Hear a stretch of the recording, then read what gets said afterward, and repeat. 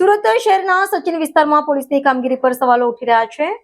એક તરફ Sachin police sub સુરક્ષિતનો દાવો કરી રહી છે તો બીજી તરફ ચોરીની ઘટનામાં વધારો થઈ રહ્યો છે।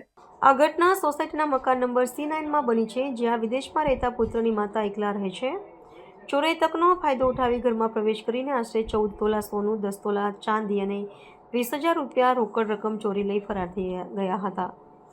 સ્થાનિક લોકોએ પોલીસની કામગીરી પર નારાજગી વ્યક્ત કરી છે। તેમનું કહેવું છે કે પોલીસ ફક્ત ડમઠાંસ મારવામાં સમય પસાર કરી રહી છે, જ્યારે ચોરો નિર્ભય બનીને વારંવાર ઘટનાઓને અંજામ આપી રહ્યા છે।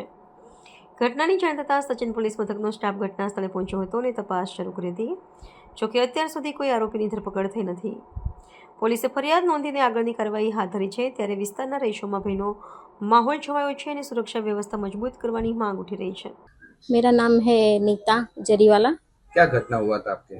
मैं सोमवार की रात को दरवाज़ा लॉक करके ऊपर सोने चली गई थी और मंगलवार को सुबह में उठ के 6:45 बजे देखा तो मेरा घर का लॉक दोनों टूटे हुए थे और मैं अंदर जाके देखा तो मेरा पूरा अलमारी तीन अलमारी खोल के उन लोगों ने चोरी किया है। क्या क्या चोरी हुआ है? मेरा चोरी हुआ है gold and silver and cash rupees. कितना सोना और चांदी चोरी हुआ? मेरा सोना था 14 तोला, चांदी था 10 तोला और कैश था 20,000।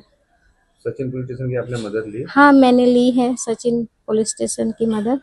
क्या कहा उन्होंने? उन्होंने कहा है कि प्रोसेस चालू कर देंगे अभी और चालू ही है।